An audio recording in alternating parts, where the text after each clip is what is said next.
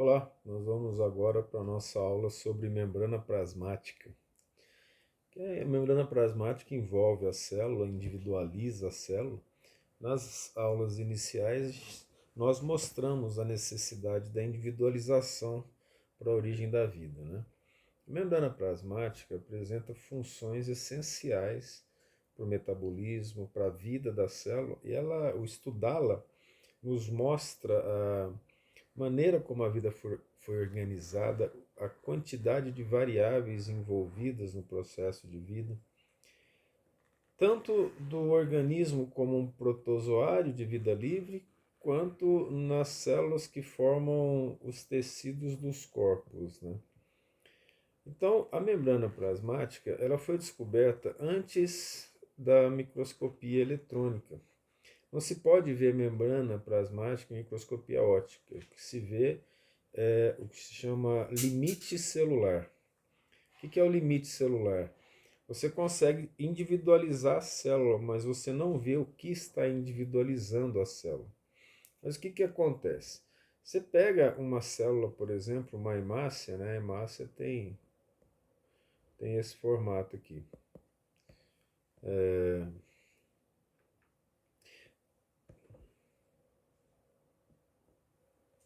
A hemácia, olha, eu acabei de apertar aqui algo que me tirou os slides. Só um minutinho.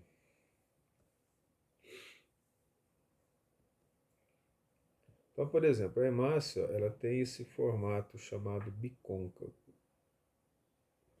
Mas se eu for olhar a hemácia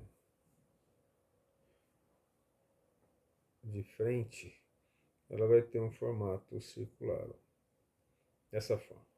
Eu vou pegar essa hemácia e vou colocar num local onde tem uma solução de água pura. Nem existe isso, mas tudo bem. Água. Isso significa que a maior quantidade de substância que tem ali é água. Aí eu vou colocar essa hemácia aqui dentro. Deixar tudo vermelho mesmo. O que vai acontecer? Essa hemácia vai estourar.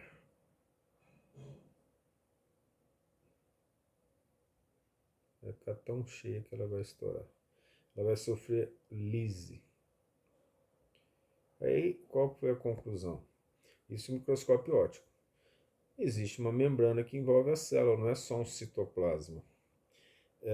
Existe algo, por quê? Porque aí essa hemácia estourada, ela perdeu o limite, a individualização dela. Então, ela foi descoberta, a membrana plasmática, pela tonicidade do meio. Nós vamos ver na frente que, em relação à hemácia, né, a água aqui, ó, ela gera um meio hipotônico em relação à hemácia. E isso é importante. A solução em que a célula está localizada é fundamental para a sobrevivência da própria célula e da sobrevivência do organismo, porque uma alteração no pH do meio, a concentração de íons, vai fazer com que as células ou elas sofram lise ou elas fiquem murchas, não conseguem trabalhar mais. Uma perda pequena de água de um organismo, a partir de 2, 3%, o indivíduo pode não conseguir viver mais e entrar em desidratação. E com a diminuição da água, o que acontece? O citoplasma das células que nos formam fica mais gel, e aí as substâncias não se movem na velocidade adequada para que as reações aconteçam. O indivíduo vai perdendo metabolismo, sem vida. Então, o que uma das coisas mais importantes associadas a essa descoberta da membrana plasmática, mesmo antes do advento da microscopia eletrônica? Ela mantém a constância do meio intracelular, que é aquele equilíbrio dinâmico que nós falamos. Sem esse equilíbrio dinâmico, a vida não acontece, né? Nós vimos lá na nossa primeira aula. Uma das funções mais importantes para a vida é a permeabilidade seletiva. que é isso? Não é qualquer coisa que entra ou qualquer coisa que sai da célula. Existe uma escolha. Quando você fala escolha, ou a gente fala escolha, você está pensando em algo que tem cognição, cérebro, vontade, capacidade de raciocínio. A célula não tem isso. A célula por si só, mesmo que ela seja um neurônio, ela não tem capacidade cognitiva. Então o que acontece? O processo evolutivo mostrou que são necessárias determinadas substâncias que podem entrar na célula e vão sofrer determinada cascata de reações. São milhares de reações que acontecem dentro de uma célula e que propiciou que a gente tivesse vida. Mais que isso, que algumas células cuidassem de bloquear determinados genes para não funcionar em determinadas situações. Por exemplo, se o gene do hormônio de crescimento não for bloqueado no adulto, vai haver acromegalia. Então é preciso que todo esse trabalho que é considerado como algo fortuito ou acaso aconteça para que a vida tanto da célula quanto do indivíduo exista. A chance de que essas variáveis que se associam quase que infinitamente ocorrer ao acaso é que faz com que os cientistas acreditem que não haja vida em outros planetas, da maneira como existe na Terra, pelo menos, ou se existe, existe vida simples, como se a Terra fosse uma coisa maravilhosa num universo de bilhões de estrelas, né? Isso é bom que nos faz pensar um pouquinho nas bases da ciência e quanto que o acaso ou as interações fortuitas da matéria geraram a vida. Raciocínio importante para todo mundo que quer pensar, e se você está fazendo um curso superior, pensar é uma das prerrogativas. Então, a permeabilidade seletiva permite que algumas substâncias entrem, outras não. Mas isso acontece principalmente para substâncias polares. Por quê? Nós vamos ver na estrutura da membrana que ela é principalmente apolar. A maior massa da membrana, da bicamada, ela é apolar. Então, substâncias apolares dissolvem em outras substâncias apolares. Daí, as substâncias apolares penetram facilmente a membrana plasmática, mas substâncias polares só vão penetrar na célula se tiver um carreador específico para ela a partir de determinado tamanho, que é 80 Daltons, 80 unidades de massa atômica. Quem determina isso são as proteínas de membrana. Lembra que lá do seu ensino médio que as proteínas são formadas pelo DNA. O ciclo básico da vida é DNA forma RNA. E RNA forma proteínas. Então, as proteínas do nosso corpo são formadas pela informação que vem do DNA. Tá? Isso aqui é o dogma, chama dogma fundamental da biologia. Porque dogma? Dogma tem dois sentidos. É uma verdade aceita sem contestação, isso não pode existir em ciência, ou é o princípio básico de uma teoria. No caso aqui é o princípio básico de uma teoria. Dogma fundamental da biologia.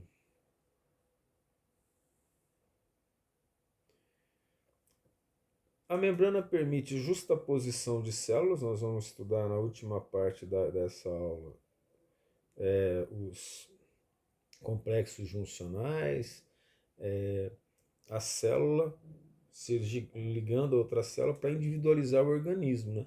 As células da nossa epiderme elas estão fortemente unidas.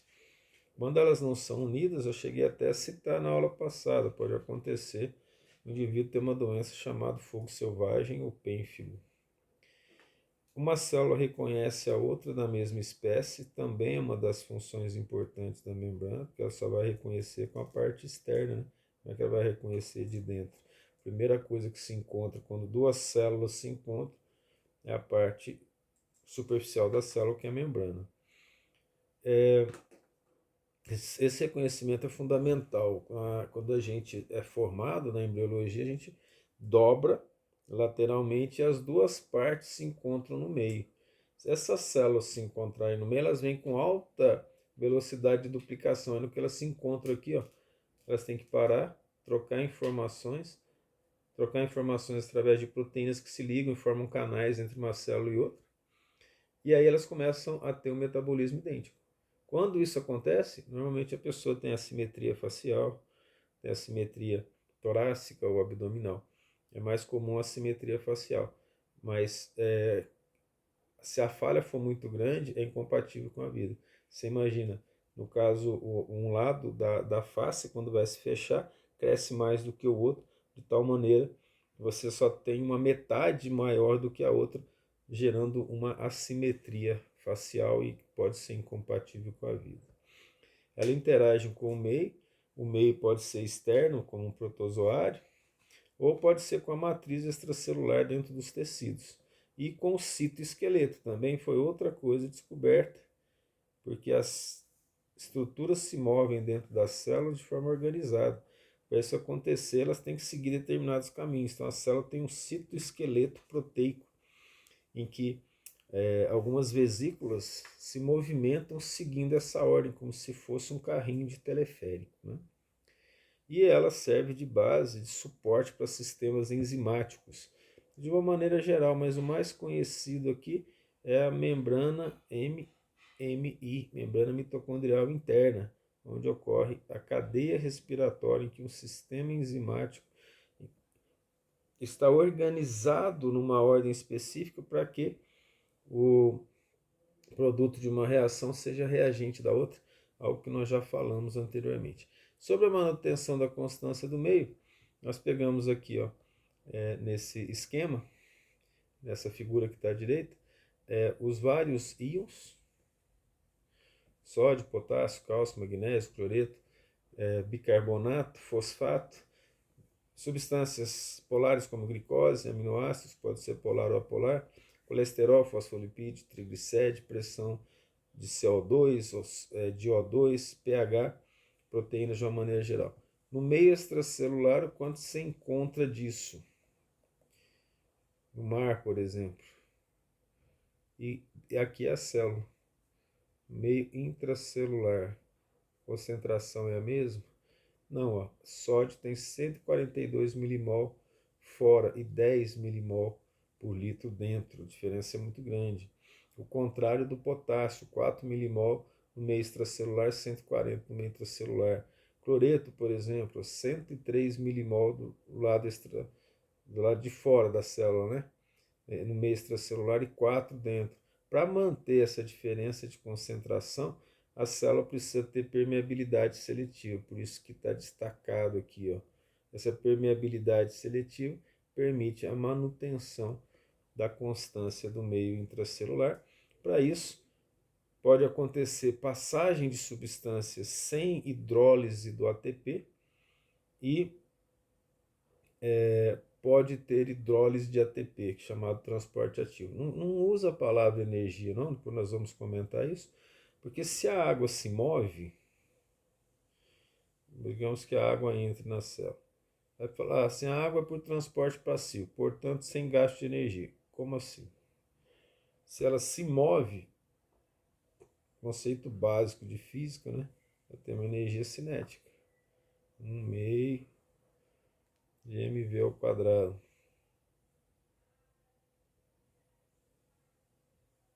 Ok? 1/2 de mv ao quadrado. Logo tem uma energia envolvida, energia cinética. Tá? Essa energia cinética envolvida aqui, tem também o processo entrópico, requer energia para tudo acontecer. O que não acontece no transporte passivo é que a energia gasta ocorre pela relação entre o ATP e o ADP, que nós veremos depois. A membrana plasmática é constituída de quê? Principalmente de lipídios. Então a gente pode ver ali, vou fazer uma representação mais simples aqui, ó. Lipídio, essas bolinhas e a caudinha. Certo? Aqui tem outra caudinha. E agora eu coloco as bolinhas. Essa é a membrana plasmática. Isso aqui são o quê? Os lipídios. Principal constituinte em termos estruturais e qualitativo da membrana. Algumas vezes quantitativo também. Essa parte aqui, você deve lembrar de lipídio, é hidrofóbica, apolar. E essa parte aqui, vou colocar aqui, ó, essa parte que está para o lado externo e essa aqui para o lado interno, isso aqui, ó, polar. Então veja, a substância para atravessar aqui, ela tem que sair, eu não gostei dessa curva para cá, ela tem que atravessar aqui, ó, sair do meio externo para o meio interno, por exemplo. Vou fazer assim, ó, uma substância qualquer que tem que atravessar aqui, ó. Se ela é uma substância apolar, ela atravessa. Se ela é polar, ela não atravessa. Aí ela vai precisar fazer isso através de uma proteína. Uma substância polar não vai atravessar numa velocidade compatível com a vida para a necessidade dela. Entre elas, por exemplo, a glicose, essencial para a vida. Nós vamos ter uma aula sobre o metabolismo, você vai ver isso. Para isso acontecer, ela tem que se ligar a uma proteína. E essa proteína, se existir, com gasto ou não de energia, essa substância polar pode cair aqui dentro. Se não existir uma proteína capaz de se ligar a uma determinada substância, ela não entra na célula. Aí você já está tendo uma ideia do funcionamento da permeabilidade seletiva para substâncias polares, né? A quantidade de lipídio, glicídio ou proteínas vai depender do metabolismo da membrana. Olha que interessante, já parou para pensar que cada célula do nosso corpo, cada tipo de célula tem uma quantidade diferente de lipídio, glicídio e proteína na membrana para ter funções específicas? E dentro da própria célula eucariótica, a membrana mitocondrial interna é diferente da membrana mitocondrial externa. A membrana do complexo de Golgi é diferente da membrana do retículo endoplasmático, liso ou rugoso. Então, dependendo da função da membrana, da que a célula precisa, ela tem mais lipídio, ou mais proteína, ou mais glicídio. Aqui, ó, essa porção aqui é a porção glicídica. Então, esse aqui é um glicolipídio, o glicídio está ligado a um lipídio. Essa daqui, ó, é uma glicoproteína. A gente já coloquei o nome aqui embaixo, né? Uma glicoproteína, por que é uma glicoproteína? Porque o glicídio está ligado à proteína de membrana, né? Então essa aqui é a bicamada da membrana. Tá aqui nós estamos mostrando a bicamada da membrana. Essa porção hidrofóbica no meio e essa porção superior e inferior aqui, essas cabecinhas, é a porção hidrofílica da membrana. Filos é amar, fobia é não gostar, certo? Então tem membranas, por exemplo, que formam a bainha de mielina dos neurônios, que tem 80% da composição em massa de lipídio. Já a membrana mitocondrial interna tem 65% da massa dela em proteínas que são enzimas, a maioria das vezes, ou que apresentam caráter enzimático. O que é enzimático? Catalisam reações, aumentando a velocidade dessas reações, né? Então tem caráter de enzimas, vou colocar aqui entre aspas. A membrana é líquida, ela é fluida, o modelo dela chama mosaico fluido, mosaico porque tem proteína, lipídio e glicídio. Glicídio está ligado na porção externa da bicamada, na porção superficial da bicamada, não na parte interna. E olha só, o DNA, a estrutura do DNA foi desvendada em 1953 por Watson e Crick. No prêmio Nobel, eles ganharam os dois, mais o Maurice Wilkins, que não é muito citado. E o modelo da membrana foi tão difícil, já que ela não é passível de ser vista na microscopia eletrônica, o mosaico dela tem tanta diferença de uma membrana para outra, que ele só foi descoberto não é que descoberto, né? Foi feito um modelo aceitável em 1972, né? Bem mais recente que 1953. Olha, esse modelo fluido, quando fala fluido, fluido é um adjetivo associado a gases e líquidos. Por que associado a gases e líquidos? Porque a fluidez é maior no gás e no líquido. O sólido não flui. As moléculas não se deslizam umas sobre as outras. Então, a membrana plasmática ela é líquida. E ela é um líquido como se fosse um óleo, uma gota de óleo colocada na água. Ali dentro daquela gota de óleo tem todo um sistema vivo dentro do citoplasma. Então ela é formada em bicamada, bicamada de lipídios, não de outra substância, de outra biomolécula. Ela é formada por bicamada de lipídios, como a gente mostrou ali. E o arranjo dos lipídios são diferentes, né? Como nós falamos, geram as porções hidrofílica e hidrofóbica, que nós já chamamos a atenção, e apresentam uma simetria. Por exemplo, glicolipídios estão sempre no folheto externo dela, mas as proteínas periféricas, apesar do nome estar falando periférica, é periférica em relação à membrana, não é que ela está do lado de fora da célula, está sempre na porção interna da membrana, não está na porção superficial da membrana. Então, aqui o lado externo tem mais fosfatidilcolina, fosfatidiletanolamina, glicídios, glicolipídios e glicoproteínas. Aqui essa representação é bonita, olha aqui, modelo tridimensional bonito da membrana, né? Vou mudar de cor aqui para chamar mais atenção, mas olha só, essa aqui é uma proteína de membrana, que eu estou representando aqui, olha a beleza dela, né? Em 3 dimensões, bem organizado. Aqui a bicamada, a parte hidrofílica e aqui no meio a parte hidrofóbica. Acho que é interessante isso. Aqui algumas proteínas periféricas, né? No caso aqui ele colocou como integral, né? Vou pegar a espectrina aqui como uma proteína periférica, se for por exemplo o caso. Mas assim, proteína transmembrana, ela atravessa a membrana. Veja que desenho bonito em 3 dimensões, né? O oligosacarídeo sempre na porção externa, né? Que pode estar formando glicoproteína ou glicolipídio, ele pode estar ligado ao lipídio ou à proteína, tá? Transmembrana nós vamos ver daqui a pouco, aquela que atravessa a membrana. Ela pode atravessar a membrana uma única vez, ela pode fazer isso, ó. Isso é chamado proteína multipasso. Ela atravessa várias vezes a membrana plasmática. Tem proteínas que atravessam 14 vezes a membrana plasmática, né? Essa aqui é uma proteína integral que está ligando a membrana ao citoesqueleto. Essas aqui são as estruturas do citoesqueleto. O citoesqueleto dá sustentação e forma à célula e permite movimentação. Aquilo que o esqueleto permite para nós, permite aqui na célula também. Olha que bonito isso. Esse é um desenho que a análise dele permite um ganho de conhecimento importante. Aqui é para mostrar a função do citoesqueleto, ó. Só para você ter uma ideia aqui, isso aqui são proteínas que se ligam do núcleo à membrana plasmática, veja. E as vesículas, elas seguem, tá vendo? Como se fosse um teleférico. A partir delas, assim, dessas proteínas de citoesqueleto, aí elas são capazes de se movimentar.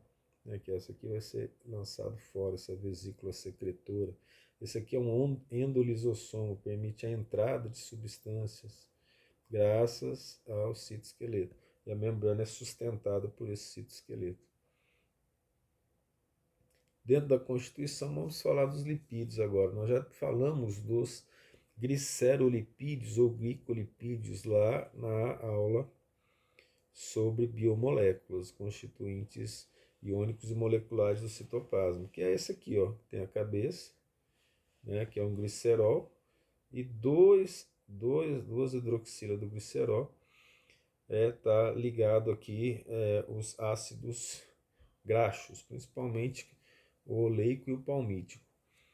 Mas existem outros tipos de lipídio. O próprio glicerol, veja bem, isso aqui é o glicerol, ó, aqui representado.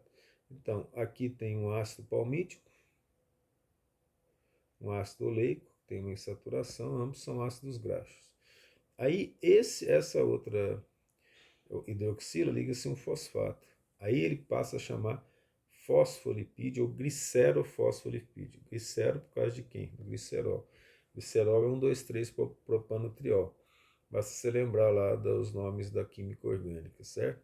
Então, como é que ele é formado, o fosfolipídio? Glicerol, que nós vimos aqui, vamos usar cores diferentes. Esse aqui é o glicerol.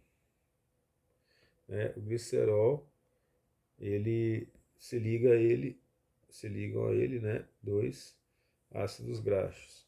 Aí, vamos pegar uma cor diferente aqui, ó. Esse aqui é o fosfato, no fim das contas, não peguei cor diferente. Né? Esse aqui é o fosfato. E no fosfato tem uma ligação éster que se liga a um álcool.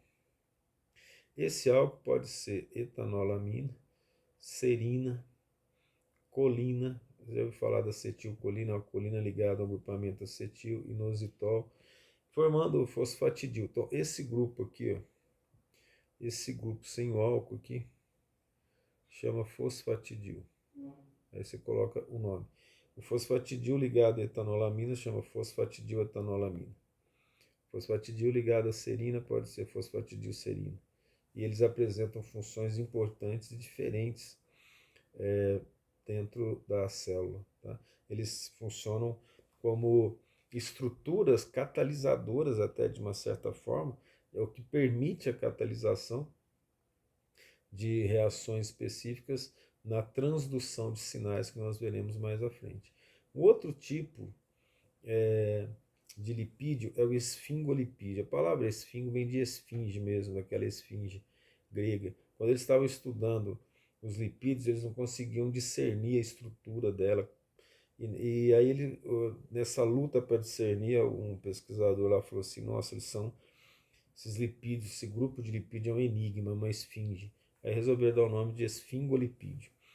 Foi difícil de determinar a estrutura. Veja que ela é bem semelhante, ó, ao glicerol aqui. Não é o glicerol, tá? Então essa aqui é a continuação da molécula, uma cauda, mas o formato é idêntico. Aqui tem o nitrogênio. Essa ligação aqui chama amida, quando você tem o nitrogênio com C dupla O. Vamos chamar a atenção aqui, ó, o agrupamento amida. E esse outro carbono que está aqui, normalmente se liga um mono ou um oligosacarídeo, formando um glicero, não é um glicero, né? É um glicolipídio. Então, os esfingolipídios têm funções de receptores de informações e podem estar ligados a ele monopolissacarídeos, tá? Ligado a essa molécula chamada esfingenina. Quando se liga, então ele passa a ser chamado de esfingolipídios. Os glicerolipídios ou os glicolipídios nós já comentamos em outro momento. Os lipídios, então, têm as caudas apolares. Olha só que isso aqui foi um erro, tá? Vamos consertar aqui na aula, né? As caudas apolares, tá? As caudas são apolares. E elas podem ou não ter insaturações. As saturações e insaturações determinam se os lipídios são ligados mais fortemente ou não. A ligação dupla, você deve lembrar da química, ela apresenta um ângulo em relação a um átomo a outro de 120 graus. Já a ligação simples é 109 graus e 28 minutos. Então, se você tem uma estrutura assim, ó, é mais fácil fazer feixe quando elas têm o mesmo ângulo, assim, elas são paralelas. Agora você imagina que aqui eu tenho um lipídio, esse aqui vermelho, aí o outro vem aqui, ó, ele faz isso. Veja que o ponto de contato, ele é bem menor. Esse aqui é o ponto de contato fica só aqui. Já nos outros não, tem esse ponto de contato, aumentando as chamadas forças de Van der Waals, forças apolares que trabalham ali. Então, dependendo da saturação do ácido graxo nas caudas apolares dos lipídios, apolar, tá? Vamos deixar isso bem claro, a membrana pode ser mais ou menos fluida, mas isso depende principalmente do colesterol que está aqui embaixo, nós já falamos disso. O colesterol se liga lateralmente, ó, ele pega a cabeça polar com a cauda apolar do lipídio, fazendo essa ligação. E quanto maior a quantidade de colesterol, não é toda a membrana que tem isso. Quanto maior a quantidade de colesterol na membrana, menor é a fluidez da membrana. Então, quanto mais colesterol, menor a fluidez. É inversamente proporcional à quantidade. Mas também as saturações determinam isso. O que é saturação? Uma cadeia saturada é rica em hidrogênio. A gente usa o termo saturação em relação ao hidrogênio. Quando você coloca uma dupla, você tira 2 hidrogênios, né, de cada átomo de carbono. Então ela está insaturada, ela não está cheia ao máximo. Aí a dupla e a tripla representam isso. No caso da dupla, principalmente, né, porque ela modifica o ângulo, e assim que ela modifica o ângulo, o que acontece? Diminui a atração lateral entre as caudas apolares dos lipídios. Os lipídios se movimentam por rotação, ou seja, eles podem rodar sobre si mesmos. Eles se movimentam por vibração, que aqui é uma vibração, eles vibram, toda molécula sofre vibração, rotação e translação. Ou eles podem formar uma translação, que é mudar de posição. Essa aqui é a camada externa da bicamada, e aqui é a camada interna. Então, se não houver nenhum impedimento proteico ou de colesterol, ele que estava na camada externa pode vir para a camada interna. Isso é chamado de translação ou flip-flop. Apenas informações gerais sobre a estrutura dos lipídios. Proteínas. As proteínas são a base da estrutura de todas as células, tanto em termos de estruturais quanto metabólicos, porque a maioria das enzimas elas são proteicas. Então a atividade metabólica de uma membrana depende da quantidade de proteína dessa membrana. É diretamente proporcional. A atividade metabólica está associada à quantidade de proteína. Quanto mais proteína, maior a atividade metabólica. Então, as células diferentes têm grupos de proteínas diferentes, que é aquilo que nós falamos. É possível, nas células, em determinado tempo e determinados fatores, impedir que determinados genes se transformem, ou seja, levem informação para produzir proteína, não se transforma, né? Mas para produzir proteína. E esse bloqueio genético, e tem outras coisas mais complexas que acontecem nesse processo, não é uma coisa muito claramente entendida. O indivíduo nasce precisando tomar leite, então ele precisa digerir a lactose. Vai passando o tempo e o indivíduo tem intolerância à lactose. A lactase dele não funciona muito bem. Aí ele começa a ter problemas com leite. Se você pensar em termos evolutivos, é bom porque o adulto não vai competir pelo leite do infante, né? Uma vaca, um cavalo, essas coisas todas. Mas assim, cada grupo de membranas tem um grupo específico de proteínas de acordo com o material genético de cada célula. Como isso é bloqueado e por que é bloqueado, se não acontecesse não teria vida, mas nós não temos explicação científica clara sobre isso, né? As proteínas funcionam como receptores de moléculas apolares, principalmente, como a gente tem falado, e aí ela pode gerar sinalização dentro da célula. A próxima aula é sobre comunicação celular, isso vai ficar mais claro. Tem funções enzimáticas, por exemplo, as chamadas permeases, que permite a entrada de determinadas substâncias por transporte passivo, sem gasto via hidrólise de ATP, e elas podem ser, em termos de posição na bicamada, integrais ou intrínsecas, estão dentro da bicamada. Então, olha aqui, ó.